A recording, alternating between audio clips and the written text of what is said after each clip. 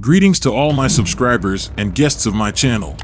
As we all know by now, Brittney Griner was detained at Sheremetyevo Airport on February 17th after arriving from New York City, where the basketball player was found in possession of an illegal narcotic substance while going through customs.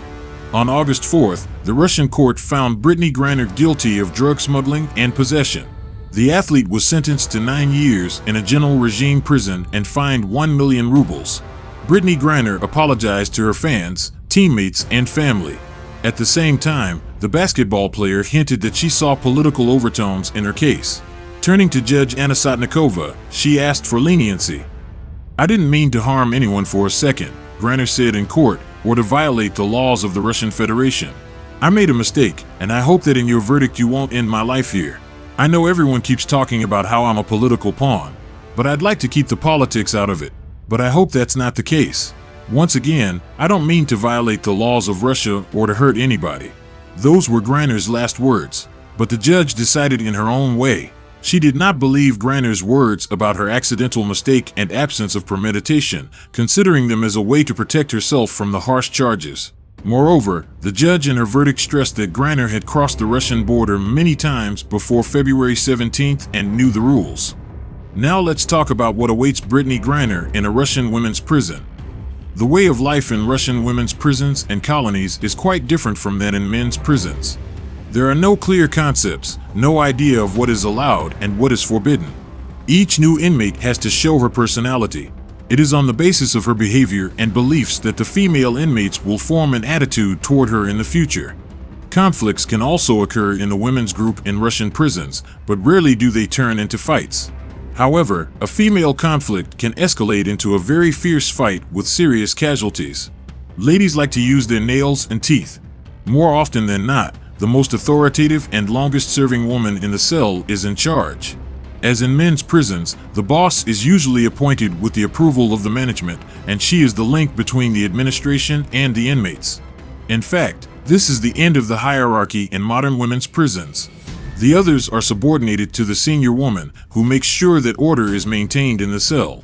Once in a Russian women's prison, it is best to adhere to certain rules of conduct. Do not say too much, especially about sexual experience and preferences. Do not become an outcast or avoid demonstrative communication with cellmates. Ask permission from your neighbors when doing things that affect their interests or their personal space. Do not steal or slack off. Respect each lady in your cell. Everyone knows that you have to work hard in prison. You have to clean the areas 3 times a day. It is quite a lot of work. That is why many ladies, not wanting to work, sell their shifts to other cellmates. The main type of work in the women's prison is sewing overalls. We have to work 12 hours at a time. Of these, 1 hour is spent for lunch. If one of the workers fails to meet the daily norm of work, the entire unit may be punished. There is usually 1 day off per week, and that is when various recreational activities take place. Prisoners regularly hold concerts, plays, and even beauty contests. Each of them can show themselves and their talents in all their glory. The ladies really like, at least in this way, to diversify their working life in prison. Homosexual relations in Russian women's prisons, it is quite normal. The lonely women who crave intimacy create couples, and the people around them are quite neutral about it. Lesbian couples in prisons come in 2 varieties. One category is called halves. In this category, both girls look and behave quite feminine. Often they are newcomers who just got lonely and wanted warmth and intimacy. These relationships are more like friendships with romantic overtones.